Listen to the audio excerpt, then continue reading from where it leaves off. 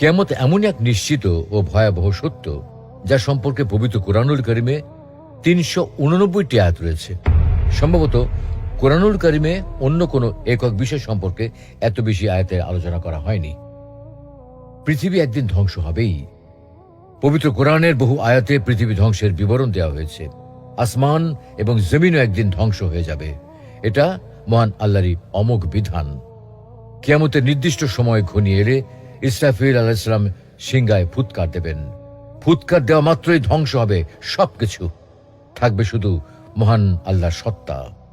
পৃথিবী ধ্বংসের সময় সবকিছু ঘন কালো অন্ধকারে ছেয়ে যাবে।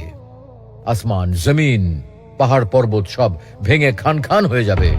বিশাল আকার পাহাড় পর্বত সে সময় হয়ে যাবে ধুনিত তুলার মতো।